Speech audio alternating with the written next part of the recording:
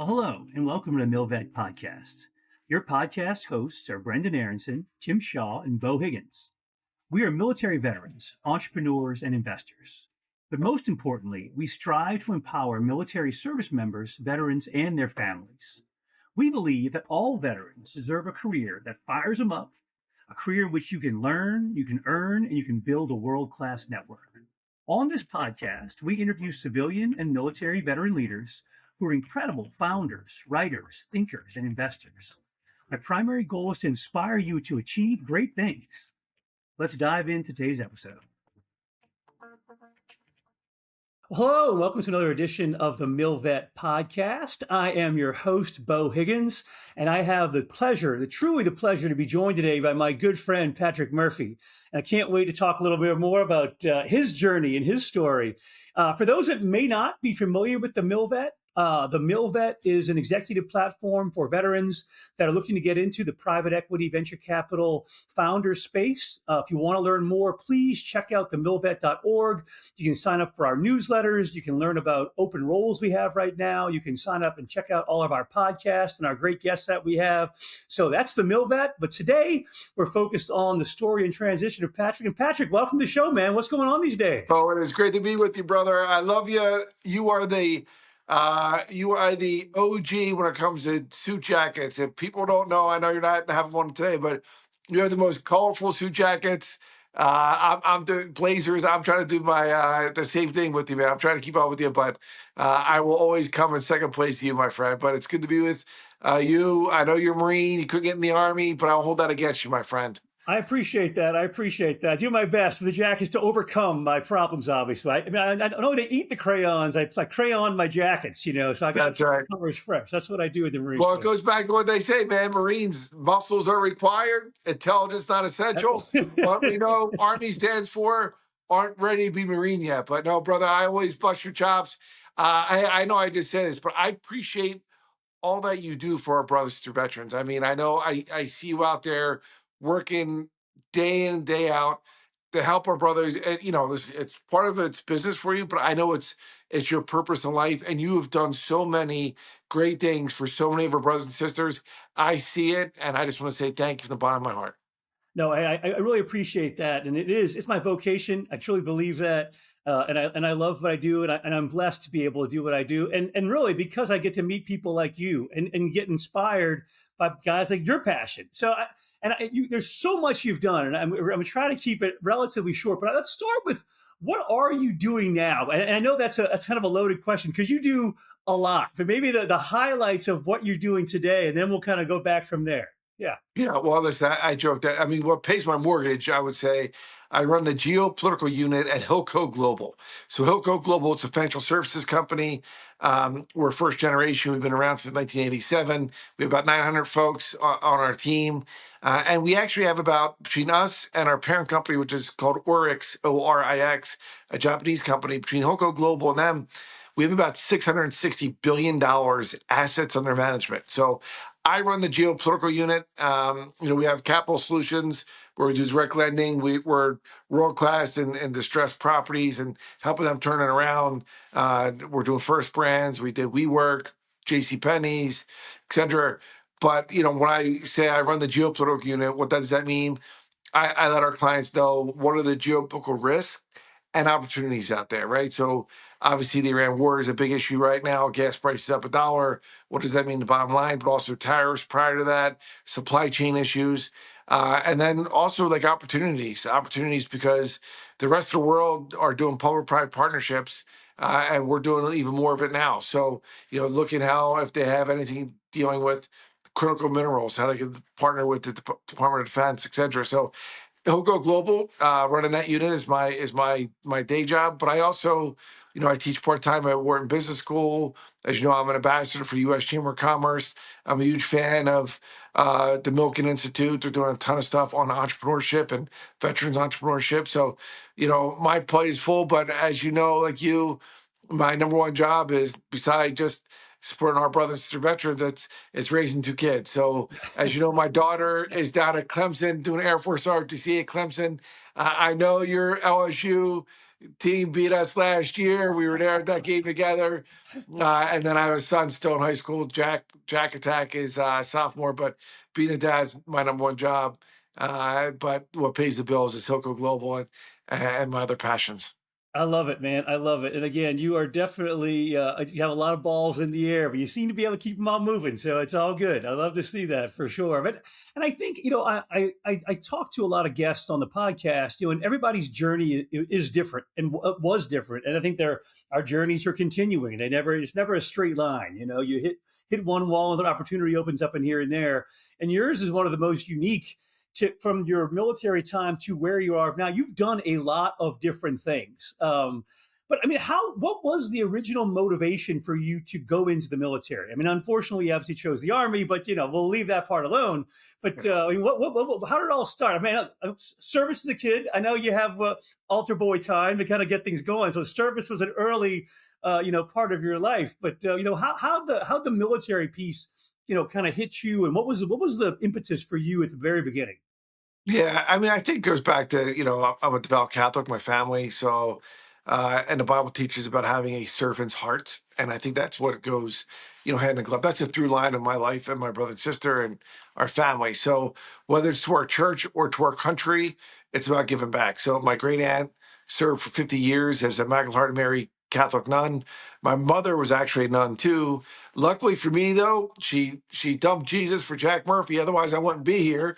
Um, and so, but like this, we're devout Catholics. You go to church every Sunday, raise my kids that way. But I'm also a third generation veteran. So my grandfather was the Pacific with the Navy. My father served the Vietnam era in the Navy. My two uncles were in the Army in Vietnam. I'm named after a Vietnam veteran who earned the Silver Star, gave the ultimate sacrifice. His name was Patrick Ward from Philly, Roman Catholic high school grad. And then my brother and I served, right? So and my brother's Air Force did search and rescue. I did, 82nd Airborne Division. I was professor at West Point. And Beau, to be honest with you, like, my dad did 3 years as enlisted, and I didn't know the difference between officer and enlisted. I'm embarrassed to say, being from Philly, I was a blue collar kid, grew up in a row house. When I had the Army Navy game, I didn't know it was two military academies. I just thought it was Army guys versus Navy. I just didn't know, right? Because I'm also a first generation college, right? So I just didn't know. But my roommate, and I was blessed. My roommate in college, I was a college hockey player, and he's like, "Hey, we should check out this ROTC thing." And I looked into it. You can rappel off the side of a building and all down the mountain, and the mountains of the Pocono Mountains in Pennsylvania. And so I signed up, and then I loved it. I fell in love with it, and I was at that time, I just got done being an Eagle security guard, and I was only like 130, 35 pounds. I put some weight on, and then when I eventually went and earned my commission and went into the Army, I put more weight on. I always had to run, 82nd, you had to run basically to max out the test. And that's what it comes down to. I had to always run 2 miles under 12 minutes. So I'm a little over that now, but I still can do it. I still do 82 push-ups and, try and get after. But that was my career, getting into the military. And it opened up so many doors for me. And that's why I'm a huge proponent. I'm super proud of my daughter, doing Air Force. And I don't know if my son will follow footsteps. It's their life, but like, just uber proud. Obviously, you grew up with a family that had a history of service, and it was just down at your core. And again, as a guy, a Jesuit high school guy myself, be a man for others. I think it's just part of your DNA. It's always out there to serve. Certainly, for me to go to the Marine Corps and never knew it would be a 25-year career. I went in there trying to figure out life, and next thing you know, I loved it like you, and that's what it Yeah, was, but right? by the time I said, for your audience that doesn't know the cat, there's like differentiations of Catholic faith. So when you talk about being a Jesuit, there's 26 Jesuit colleges and universities, right? You guys are the progressive wing of the Catholic Church. I went to King's College, affiliated with the University of Notre Dame. This is, and I'm at Notre Dame giving a speech, this weekend. You know, what the funny thing is, we're like the conservative wing of the Catholic faith. So I did that, and I joke, but the through line though is, and that's what people forget because they get around the choice issue. It's serving others, man. Yep. It's moving the ball forward, Yep. and it's like growing up in Philly, you know, I was blessed. Like I wasn't a great student at first, and I had a gun pulled on me in Philly three different times before I turned 18. And to me, the through line is, do you have that row house mentality? Are you going to take care of the people on your left and your right, and building that sense of community? And I know you did that, Bo, in the Marine Corps. I hope I did that in my time in the Army. I mean, my eval said I did, but and my brothers that I served with, I'm still keep in touch with them. But it's about using that experience and making sure when we have 200,000 active troops become veterans every year, that transition piece is where a lot of people fall through the cracks. And I know you've been there for so many, and that's what I try to do too, follow your Oh, lead. I love that. And you do it. You put your money where your mouth is every day, and it is appreciated in the community for sure. An example for others, no doubt about it. Let's talk about transition in general. I mean, what was your decision point to leave the Army? And again, and what did you think you were going to do when you were getting out? I mean, like, 'cause obviously you've done a lot of different things, but what was that process like for you and kind of the why behind it? Yeah, listen, when I did Army ROTC, like I said, I was a 3-year captain in the hockey team, at my college. And I joined, I didn't earn a scholarship right away. I joined up and contracted before I earned a scholarship, right? So, but I earned a 2-year scholarship. So I did 4 years. I did, so I earned my commission. The Army then cut me loose to go to law school. So then I went to law school as a lieutenant and then went back into the Army active duty. I stayed in, I rose through the ranks and that I was a judge advocate at that point and was a military prosecutor. I loved doing that. And then he asked me to teach at West Point. I'm like a 27-year-old constitutional law professor teaching the law of war to commanders, teaching, about the Geneva and Hague Conventions, et cetera. And I was there, though, at West Point when 9/11 happened. So just about 60 miles south of us, the World Trade Centers went down. Obviously, the Pentagon hit the other plane that, crashed in Shanksville, Pennsylvania. But I went to my commander's office right away and said, "Hey, sir, I know I'm a graduate of, airborne school, air assault school. I was actually getting ready just to go to Ranger school." And I said, "So you got to you got to get me in a fight." And he came back to me. He's like, "Patrick, I don't expect anything less than you." And he's like, "Yeah, I want you to go under General Petraeus and, you know, go overseas." And I didn't know who General Petraeus was. This Right. is before it was, General Petraeus. So I served under him, and our field commander was Colonel Mark Milley. So, was a Captain Murphy who went reported for duty and did that deployment, then was reassigned with the 82nd Airborne Division and was, part of the invasion force in Iraq in 2003 and 2004. And to be honest with you, Bo, I extended do those deployments. 4 years, I stayed just about five, and I did that, and you know, I had lost 19 men in Iraq, and I thought we should be focused on Afghanistan and bringing Bin Laden to justice. We had not done it at that point, and so I came back home, and like most veterans, 52% of veterans are independents. I was an independent, but I knew I wanted to get my voice heard, and even though I came from a blue collar family and didn't have a lot of money, I ran for the U.S. Congress. Most people thought I was crazy. At the time I declared, I had $322 in my bank account, but um, I ran and won. I was outspent by like $3 million, but we won by 0.6%. We won by 1,518 votes. So there was 250,000 votes cast. And, I was able to serve and try to be a voice for our brothers and sisters. But I would say to you, even in my time in Congress to today, that transition piece wasn't easy. Like when I say, "Hey, I declared for Congress," I just started a new job. I didn't really get my first paycheck yet. But I told my work, I'm like, "Hey, next year I'm going to run for Congress. I want you to know, as a lawyer." But I was like unemployed for 5 months at that point, Bill. I actually wrote about it on my Substack. I talked about every day I would still wear a shirt like this, collar shirt and a blazer. I go, I was interviewing for jobs. I knew though I had to go to the right law firm that would say, "Oh, you're gonna run for Congress. It's big enough." Like, because I was like, "Hey, I'm gonna make you money. I'm gonna work my tail off this year, but next year I'm gonna have to go in halftime or something because I know, those races are pretty intense." And I finally joined a firm that I had worked for two of the brothers previously. They knew my work ethic, they knew my values, my character, and but it wasn't easy. Like even the head of the firm said to me, like, "Patrick, we don't have guys in here that prosecuted terrorists before. We're not going to get that work. And I'm like, I get it, but I had to. It was my job to translate. Like, yeah, hey man, like the military rules of evidence are the same as the federal rules of evidence. And I said, and I'm not just a great lawyer that tried these cases in federal court and the Supreme Court of Iraq. I prosecuted terrorists overseas. I was like, but there's these thousands of veteran-owned businesses. They're going to be our clients because I'm going to go out to my brother and sister and say, hey man, give me your legal work. And I said, I will hustle. I'm going to not just be a great lawyer, but I'll be good in business development. And so they gave me a chance. We had a great 2-year run, but I got the other job, serving Congress. And I tell that story and I know you're out there too. Like you got to take the right job that fits your values and what you want to do. I knew I wanted to go home to Philadelphia and the Philadelphia suburbs. I knew I wanted to go practice law at first. I knew I wanted to go in political public service at some point. I didn't know how it was going to work. But, I was pretty ticked off that, I lost 19 men, with me in Iraq. And I thought we lost our focus on bringing Bin Laden to justice, who killed thousands of innocent Americans on 9/11. And I wanted to bring him to justice and do what I could to, make that happen. No, that's a great story, and again, it is quite a pivot from being in combat, in Iraq to then decide, I'm running for Congress. It's service in a very different way. Not good, not bad, but just different and wildly different.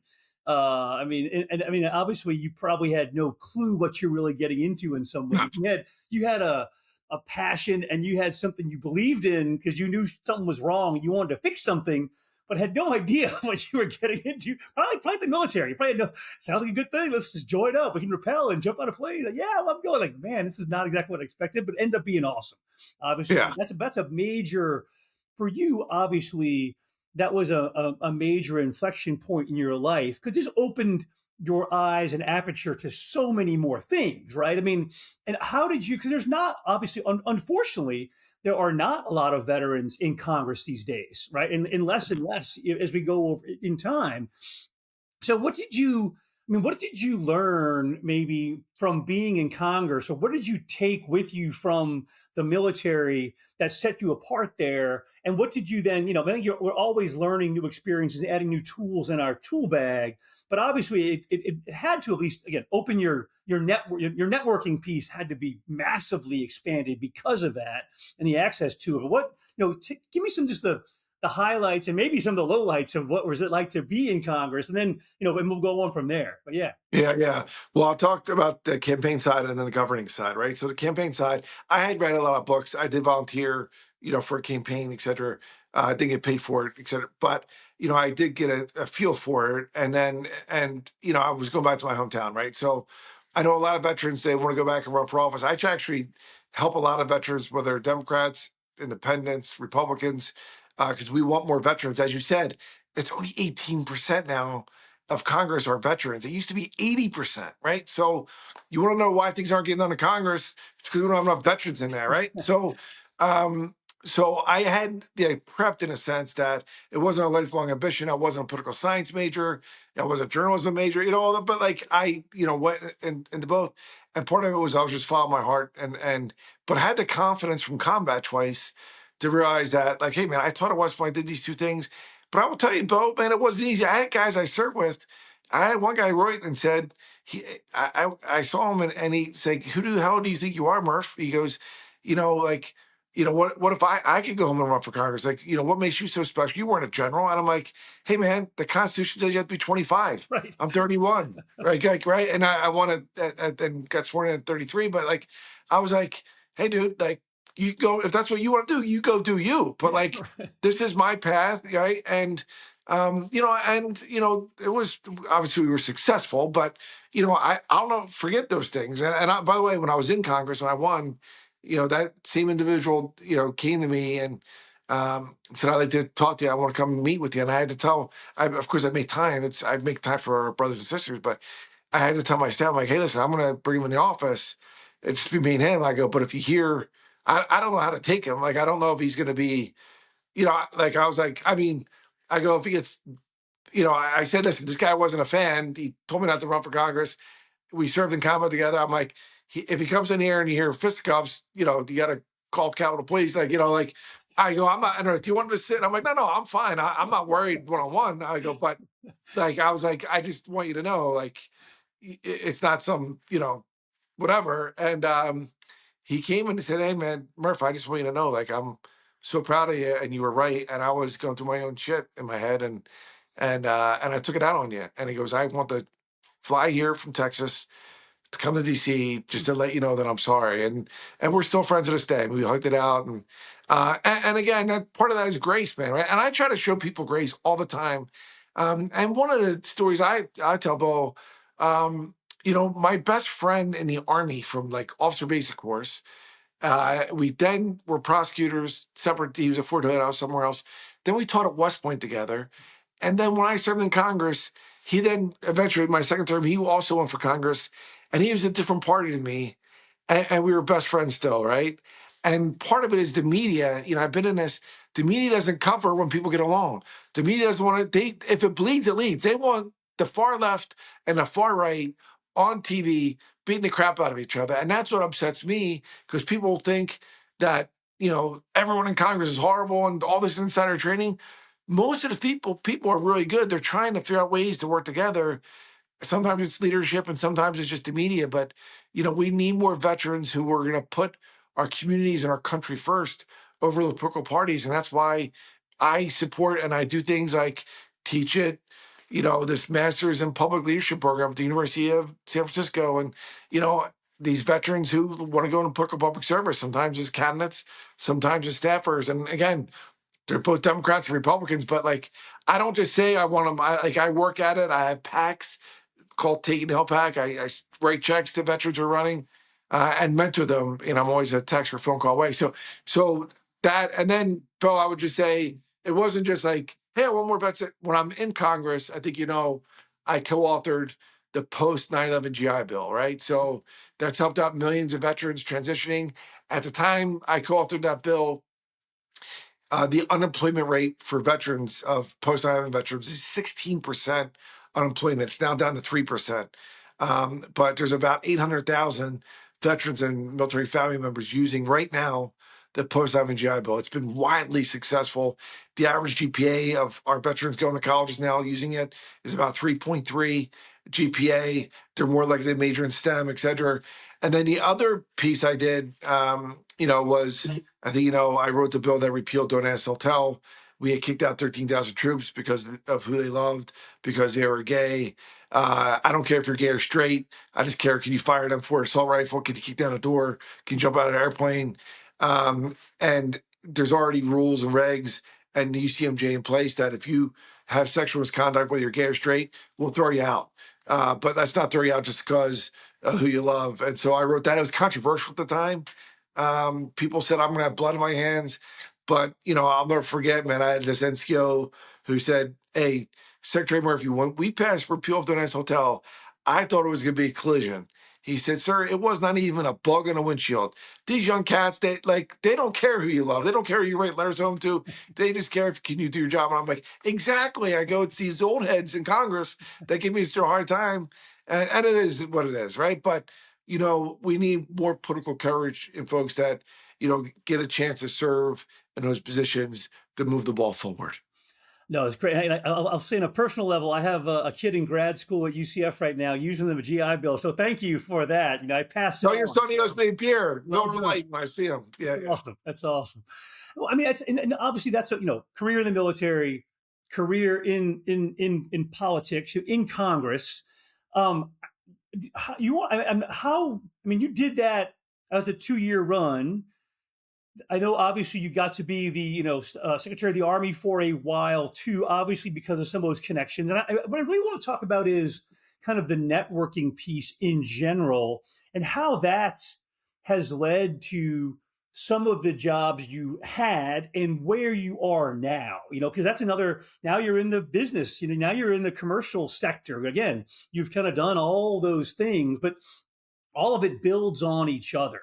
And what would you say, as we have folks out there that are in the military now and looking to leave and maybe want to go into politics, and then how'd you pivot? That's another pivot, right? So, hey, that was an inflection point for you too. I mean, whether it was I don't know if it was a decision you wanted to make to leave Congress or something you said, there's a lot of points in there, but how did that transition from that phase to kind of where you are now happen? I mean, maybe a couple different, bumps in there too, I guess. Yeah, no doubt. And there's been bumps. There's no doubt about it. I'm not a perfect person, but I would say this: I won my first race by 0.6%, by 1,518 votes.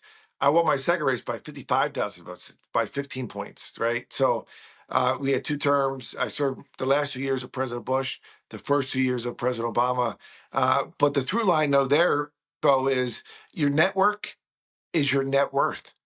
Your network is your net worth. So again, I was hustling. I joke that I'm a simple person, right? So when the Army used to say, "Kiss, keep it simple, stupid," they were talking to me. And so for me, campaigns were three things: communication, finance, and field. Field, how many votes do you need? Finance, how much money you have to raise, and it's different by the race because there's 220 media markets in the country. I'm in the Philadelphia media market. That's the fourth most expensive. So you basically have to put 1,000 points on TV, which is how many commercials you're gonna have. It's going to cost you basically to run for Congress, like basically $1 million a week on TV and do at least 3 weeks, et cetera. And then the last part is the communications, that paid intermedia. The paid is, what I just talked about $1 million a week. But I do earned media all the time. I mean, this podcast, it's earned media, right? I was on CNN this morning at 6:25. I was on CNN last night. I was on Fox News last week, right? I do earn media today. Not as much on the political stuff for the most part, more about geopolitics and the Iran war, et cetera. But I hustle, right? I'm hustling. But today is an example. Like I was up at 4:55. I had to be on. They wanted me on at 5:50 for the. We weren't sure if the hit was at 6:10 or 6:15. I was in studio in New York last night. Got home at 12 o'clock at night. Up early at 4:50. Back on TV from my home office here, which this is the backdrop here in Bucks County. But then I went to the gym because I'm a soldier for life. So I had 85-pound dumbbells. Today was chest day. I was repping them out, and I'm back in the saddle. By 8:30. Writing emails, answering stuff. And I say that because I'm going to go hard the rest of the day, right? But I would say to you, the through line though is your network is your net worth, right? And so I realized that, and that was advice I was given from folks to run a campaign. And then I've transitioned out of government 3 times. I mean, I transitioned out of the Army, I transitioned out of Congress, and I transitioned out of the Pentagon. But I would say to you, I was able to, those times in service, I was able to point to things how I moved the ball forward, right? So, when I say Congress, yep, got a new veteran cemetery for 300,000 veterans in southeastern PA. It's called the Washington's Crossing National Veteran Cemetery, right? I got the post-9/11 GI Bill, the repeal of the national hotel, we raised the minimum wage, the Affordable Health Care Act, et cetera, right? And then when I was, helping lead the Army as acting Secretary of the Army, I mean, I testified in Congress, right? And what did we do? Like we quadrupled our career summits with the Chamber of Commerce. I doubled down on what's called, public-private partnerships, right? So a lot of folks get in Secretary of the Army position, they go to Congress, we need more money, we need more money. Well, Congress, I came from there, I was an appropriator there and armed services there. Like, I went there, yeah, I asked for money, but I also said to Chairman McCain, a Republican, said, hey, sir, I want to do these public-private partnerships, and this is what I need from you. Like, I'm going to, we paid $1 billion a year on unemployment benefits. We took that down because again, I know it's really the VA and Department of Labor that's responsible for hiring veterans. But guess what? If they don't get jobs and they have to file for unemployment, the Army or the services pay that UCX bill, right? I had to pay that bill. We cut it from $1 billion a year to 270 million, right? So how do we do that? We just said, hey man, let's double down on you are a soldier for life. Frankly, imitation is the best form of flattery. We stole it from the Marines, Marine for Life, right?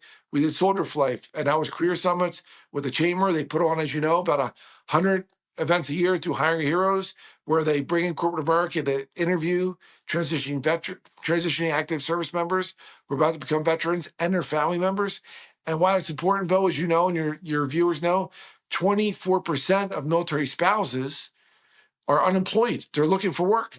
And so in most American families or dual income families, we have to do a better job hiring military spouses. But I would say to you, the pain point, was, hey, when I was first in Congress, 16% unemployment, we did the GI Bill, we did the Hiring Heroes legislation I co-authored. when I was running the Army, it was like, hey, well, what can we do to get more of those folks on post for these transitioning veterans? And then also, for me, it was like, how can you man, train, equip our military, right? People used to ask me, well, what are you going to do in Syria? I'm like, hey, man, as a Secretary of the Army, I'm not in there making those decisions. I just have to make sure we have 120,000 young Americans join our forces every year. We hire more folks in the active and reserve component than any other organization in the world, 120,000 a year. And we had not hit our recruitment goals in 5 years. We hit it our years we were in there in 2015, 2016. So I'm proud about that. But then it was when I was leaving, I knew I didn't want to go back to practice law. I mean, it's one thing to help run the Army. It's 1.3 million people. It's $180 billion a year budget. And so I would go in business. I got a job, obviously, teaching part-time at Warren Business School. I'm a venture capitalist. My partners and I, we've invested over $300 million in 200 veteran-owned companies. And then, I'm at Hilco Global. But, to me, it's always about moving the ball forward. And the reality of it is, Hilco Global, they owned about 1,500 acres in the city of Philadelphia. There was a refinery. It blew up. That company went bankrupt. They leveled the land. This company called Hilco Global, to one of their subsidiary companies, Hilco Real Estate Partners, or HRP. They bought this distressed property. They invested tens of millions of dollars, and now they just got Bill Gates to build a $450 million plant there, right? So again, part of it is you got to solve pains as a leader, and that's what I've tried to do, and my teammates are doing, and we're just getting after it every day, my friend. And how did I mean? Let's talk about the kind of what you're doing now, because that's kind of the focus of a lot of the folks that are coming to the MilVet and that we support want to get into that private equity venture capital founder space. What have you found about being in the civilian space or in the commercial space, if you will, outside of government, that or what has set you up to be successful in that space that came from the military? And for those guys that want to get into that space, that want to leave the government side and get into the private side, what things should they be thinking about? What skill sets do they need? What do they have? What's the delta maybe they need to cover down on to be successful in that space? Yeah, I would say a couple things. One, you heard me say earlier, your network is your net worth, number one. Number two, you got to embrace the suck. Raising money in campaigns, super hard. How do I embrace the suck now? I let people know I'm in Hilco Global. I run the geopolitical unit. I can help your company hire my team. And this is how we'll do it, right? Like 10 grand a month, 20 grand a month, like whatever it is, right? Hey, you want to be like, do you want to be left of boom? Because there's a lot of, movements, and I'm not just talking tariffs in Iran. There's a lot of other things going on. How can we get you the best opportunities out there with tax-free zones and some other things that we're doing, right? So, but what I do is I make the ask. I watched that movie, like coffee is for closers, ABC, always be closing, right? I ask people, hey, hire me and my team. They're the best in the business. It's not partisan. There's Democrats, Republicans. Like, we're in business. We're not doing politics, right? So I do that. And I think, I'm learning all the time, Beau, as I know you are too. The best leaders read. And I read the newspaper every day. I read it hard copy. I read it on my phone. I talk to smart people. I read books all the time. And sometimes I read books and I feel like it's like, hey, man, I'm taking time. Like, most people are not sitting around reading books. I read books all the time because it's helping me get better. And it's not like this, but I do work all the, I mean, to be honest with you, like, I work all the time, meaning like I go to church on Sundays and stuff, but like, I'm still reading the newspaper. I'm still working and, raising my kids and stuff. But I make time to better myself and my teammates, and I lead them. I'm not there to like, I'm not a go along to get along or get along to go along kind of guy. Like, I'm like, hey man, this is what we got to do. We got to bring in these 3 clients this month. We got to and I'm like, what do we all do? And it's not like I'm not asking them to do anything I wouldn't do myself. Yep. Like, when I was in the Army, I was a PT. I was jumping out of airplanes. When I was Secretary of the Army, I was doing PT with troops because I was like, hey, I want to do this shared sacrifice with you. That one of our core responsibilities is be willing to fight tonight. I'm ready to fight tonight. Like, if they ask me, Second Army, to pick up an M4, that's why I was repping 85-pound dumbbells this morning at the YMCA here in Lower Bucks County, because Secretary Hegseth and I worked at Fox News. He might call me up and say, Murph, I need you to go back in the 82nd. But I don't think that's going to happen. I'm 52 now, but I still got a 4-pack. I can still rock. I can still jump out of these planes. But I know we joke, but again, it's the next chapter for me now. Is like I'm with these phenomenal, professors at Wharton. I'm learning from them all the time. People like Adam Grant and Zeke Emanuel. I'm, you know, I'm just surrounding myself with people, and they're so much more eloquent and smarter than I am, but I learn these tough conceptual things and I break it down so I can communicate it in a more simplistic way. And I think that's why, to be honest with you, I was a good constitutional law professor at West Point because wasn't teaching like law majors. That's why I was a good member of Congress. I told people I voted my conscience too. Like if I disagree with my party, I voted, and I tell people I voted against this bill, and I'm sorry, President Bush or then Senator or President Obama were upset with me, but I represent 700,000 folks in Bucks County, Pennsylvania. I want my kids to be proud of what their daddy did when he had a chance to serve. I wasn't just going to build party line. So I think that's what we need in business, and I think it's what we need in political public service, and that's what we need in America. No, I love that, and all that resonates with me very personally. And again, I think it's some of the things you highlighted. I mean, I say the same thing. Your network is your net worth, and that's obviously a number one. Networking is so huge to get to where you want to go, and you can't be afraid to get out there and ask people. And it's not actually asking for a job; it's asking for advice, asking for time, just for how did you do it? To learn from them. I think there's a somehow. I think folks in the military, there's a negative connotation to networking. It somehow Yeah. does this thing. I'm like, what do you think you did in the military? If you wanted to get, a weapon or a Humvee or this or that, you had a buddy over there and you worked the system. You had a guy. You got a guy. That's networking is. You got a guy, right? So just change the mindset on what networking is. It's not a negative. There's no negative stereotype to that. But I think you're also right that the ability to just grind through those hard times, is something that, and get punched in the face and keep your head down and keep going, is something the military brings to the civilian world that maybe some folks that haven't been in the military don't have, right? They get hit in the face like, well, I'm gonna pause, like, well, all right, I got punched in the face, but I'm just gonna keep on going. Maybe call it stubborn, whatever it is, but that's how it works for us, And I think the third thing that you highlight, communication is so important. And how do you make the complex simple? And as a guy that had the pleasure to work with General Mattis several times, he was so great at taking complex topics and bring it down to the lance corporal level, right? Bring it down to the E3, E4. Okay, I get it, right? But that's an art, I mean, that's the hard part, is how do you take the complex and make it simple? You can do that. I mean, that's something that translates, no matter where you are, I think, but certainly, obviously is having impacts for you in the commercial sector. I know we're kind of getting close to time here, but I'd like to let you kind of take the final word, if you will. Any recommendations on books in specific that folks you can recommend for folks, and any kind of just words of wisdom as we kind of get ready to wrap up for folks that want to get from the military into kind of the private equity, venture capital, commercial space. So I'll leave the last words to you, Patrick. Yeah. That's and there's I just spoke at Harvard Business School like 2 weeks ago, and I was talking to them, and as I teach part time at Wharton, and if that's what they want to do, go do it. But be ready to embrace the suck, the long hours, making the ask of friends and family, your connections, right? They're the most likely to, hire you or give you a shot or make introductions for you. And so I would say that, but it's like you said, man, it's like your network is your net worth. Your network is your net worth. Embrace the suck and communicate. You can't outsource communication, right? So my suggestion is, if people can follow me, connect with me on LinkedIn, I will accept it. You don't have to write me a long email, right? And if I can be helpful, make an intro, you'll say, hey, can you introduce me to Beau Higgins? I'll be like, yeah, write me an email or draft email that I can send to Beau that I'll introduce you, right? That's what because people want the easy part. Yeah, get it, like, yeah, all right, help me draft something, and I'm going to then put it in my language. But like, write me a letter of regulation. Yeah, all right, give me a draft. Like, because I had to do that, right? And my time is valuable, just like everybody else's. So I would say, follow folks. I'm on social media at Patrick Murphy PA.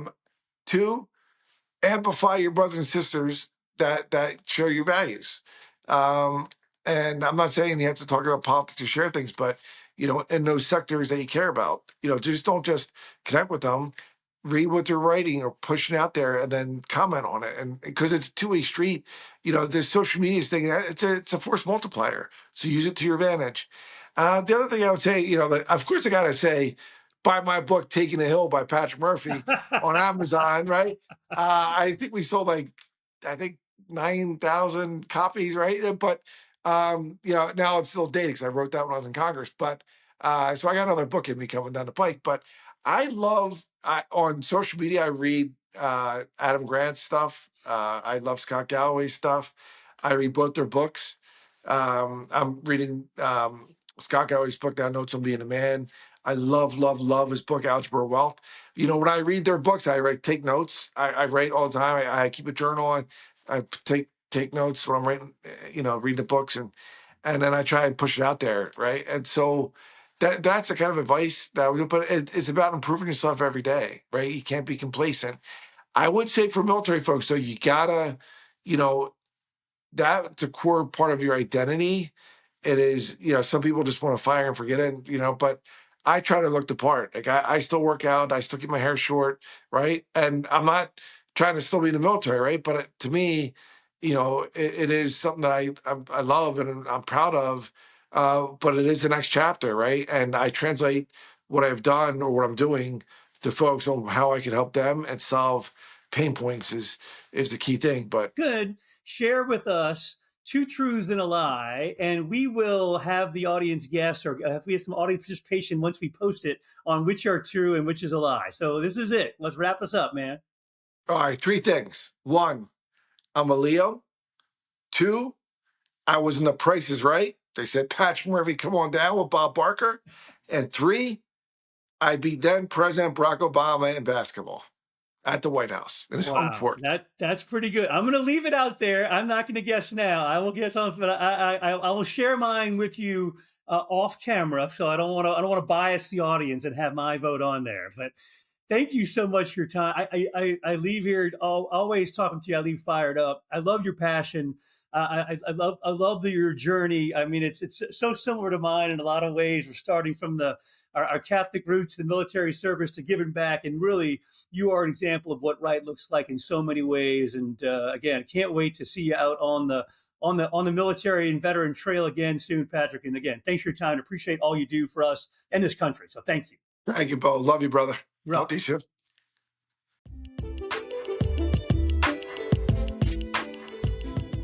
Thank you so much for taking the time to listen to this episode.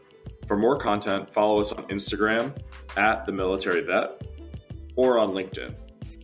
Join us at an upcoming event or learn more on our website, TheMilVet.org. Feel free to email us directly at leadership@TheMilVet.org. Thank you so much and take care.